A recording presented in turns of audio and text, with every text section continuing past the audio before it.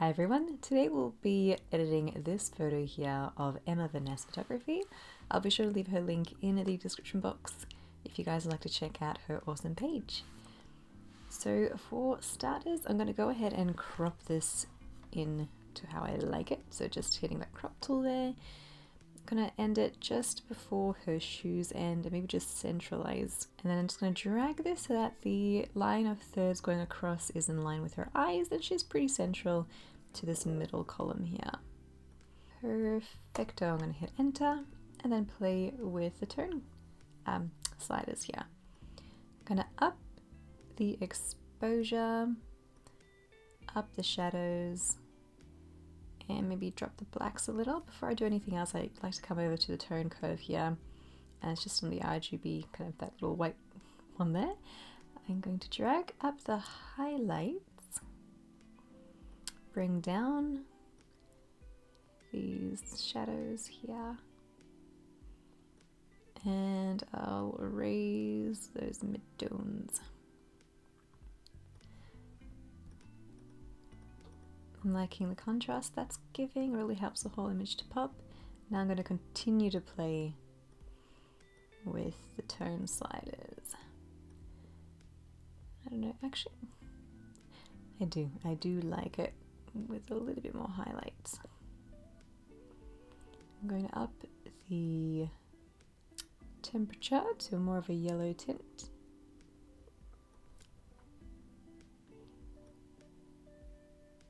And I like to go back and forth with these sliders and just decide what looks better.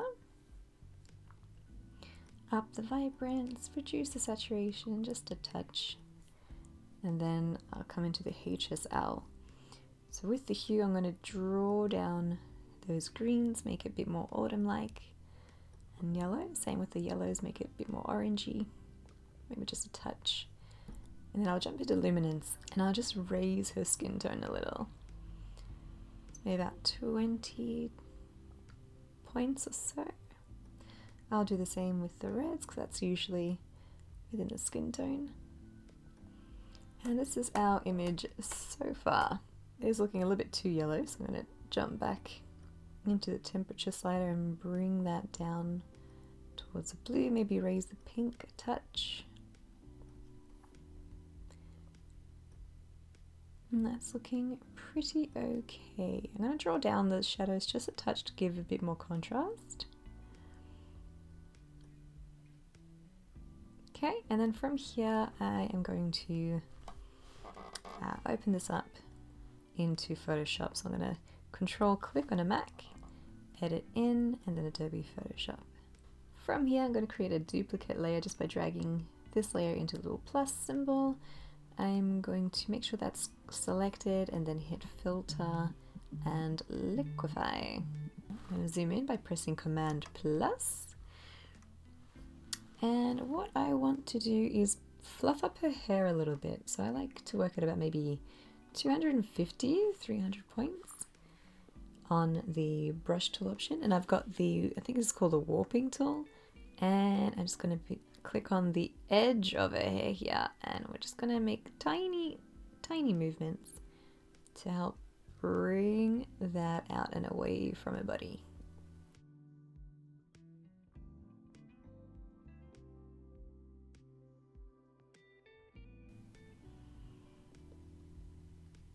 Okay, and then we can toggle the preview box to see how we've done. Ooh, so pretty. I actually think I might have to draw this back in just a touch.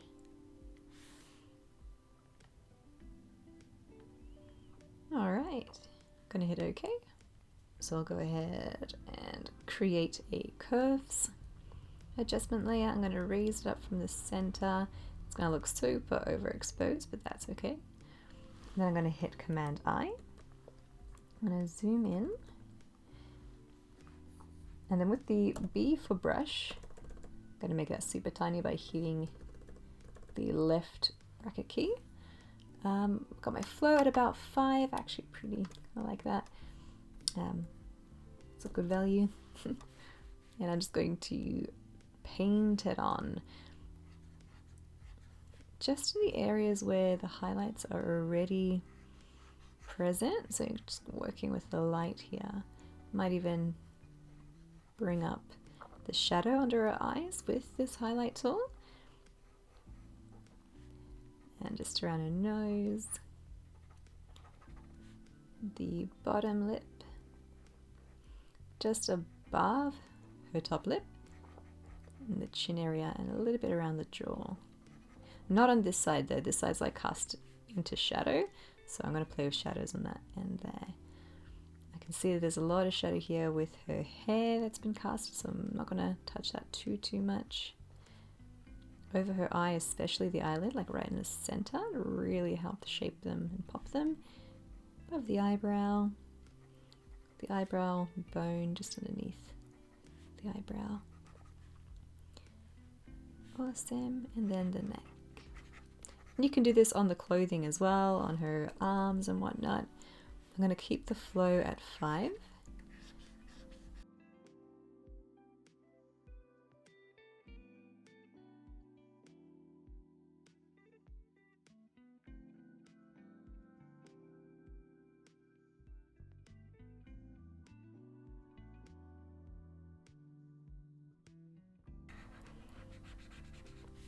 And I toggle the eye to see what we've done on and off, and you can see just how powerful that is. We are going to bring that down to about 58, and I think maybe even 50, or like 47. Yeah, that's nice. And then we're going to do the exact same thing again. So another curves adjustment layer.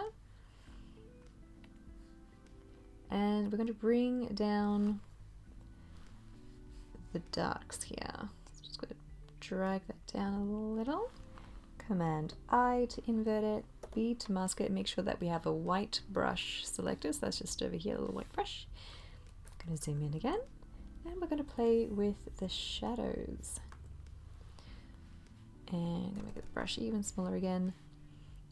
Just painting in where the darks already exist, so along that shadow hairline, right into the cheek there, along the jawline, really help to make that face come forward and pop. I'm going to do just under her nose, on the nose bridge, in between the lips, just that black line that separates the lips, under her chin here, sorry, under her lips here. Eyebrows, and also eyelashes, and just on the inside of the eyes and around the outer edge. That's usually where we like to add a bit of shadow with our makeup and eyeshadow and whatnot. Okay.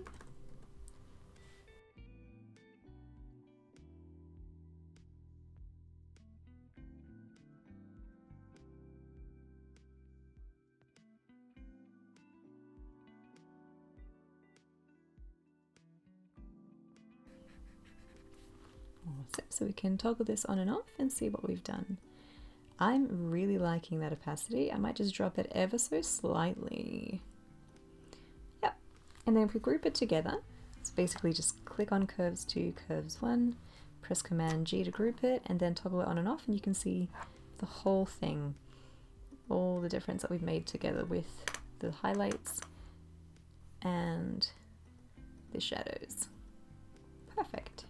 I'm going to head back into this picture layer that we have here. I'm going to zoom in, and I just want to clear up the skin ever so slightly. I'm going to hit S for our stamp tool, and pressing the Option key, you can select a clean piece of the skin and then just stamp it over any blemishes. So Alt to select, and then just click on the area you want to stamp.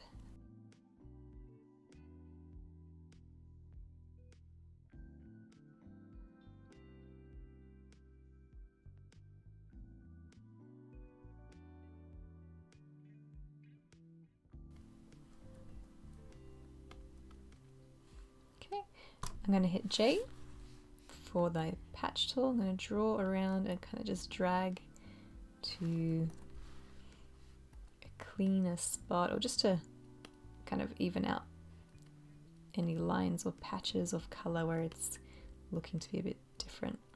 You could do the same for her shadow under her eyes. If you want to remove those, you could use the patch tool to do so. Just drag it to a cleaner section or a less patchy section of skin. Now if we toggle on and off, we can see what we've done here so far. If there are any lines on the forehead, for example, you could do that as well. Just draw a little line around it and just drag it to a section where there aren't any lines.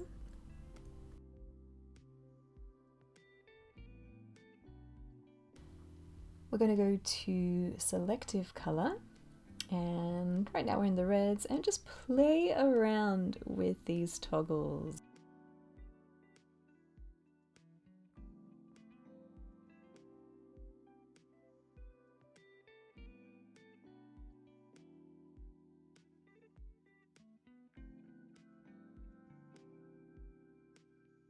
This is our before and after. It's super subtle. I'm going to do one more to correct her skin tone now.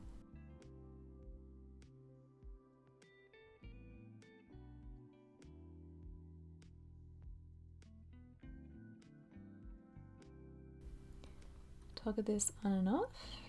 Awesome. I'm going to make sure that the mask is highlighted or selected. Command I and then hit the B. I'm going to hit X so that my white brush is selected because it was on black before.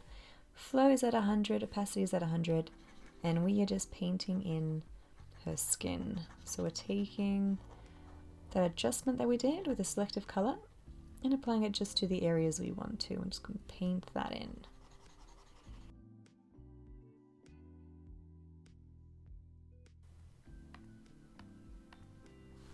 I'm going to create a blank layer, hit B for brush. I'm going to hold down the Alt key to select a color. I like that brown. I'm going to make my brush super big, drop my flow to about 3%, and I'm going to create a vignette just with that color that we selected.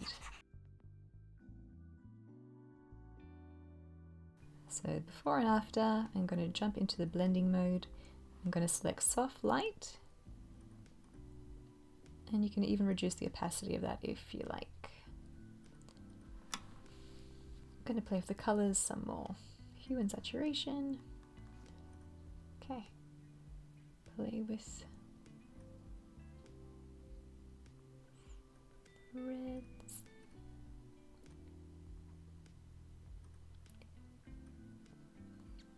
Ooh, we can turn this into like a teal and orange feel. Dragging the hue of the blues up towards the green, make it a bit more teal. Probably even up that saturation. I'm going to hit Shift Command Option N, Shift Command Option E.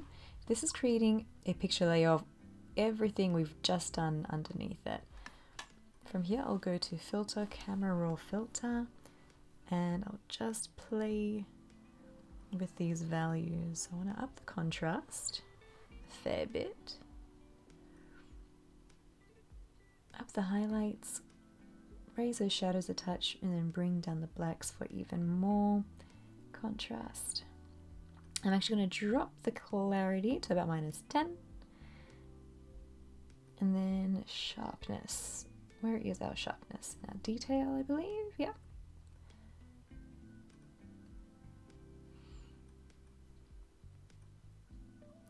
I am going to hit the mask, hit Option so I can see what it is I'm masking. I just want her eyes and just little elements around to be sharpened. So that's the white section.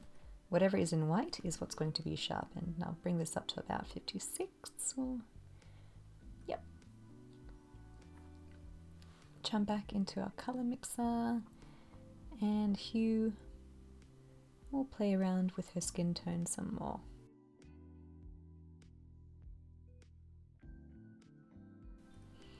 I'll jump back into the curves and just make a stronger curve.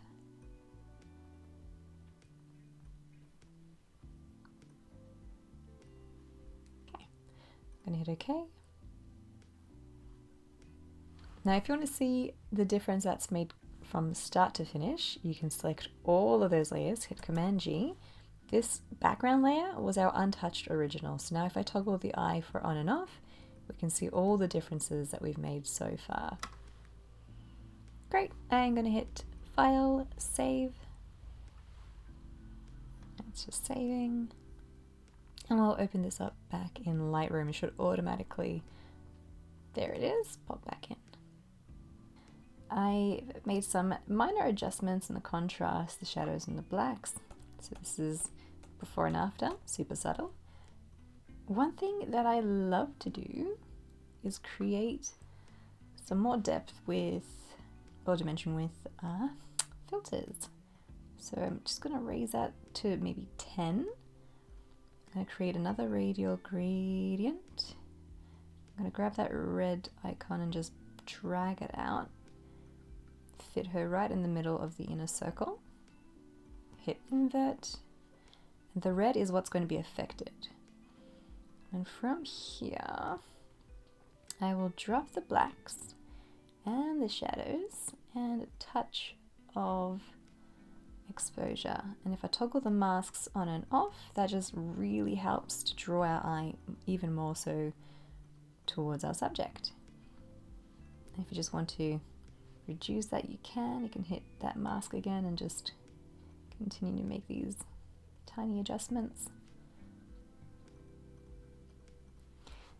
And that's basically it. So to see our before and after, I'm going to hit the RA to compare. This is our before. Yep, and that's our after.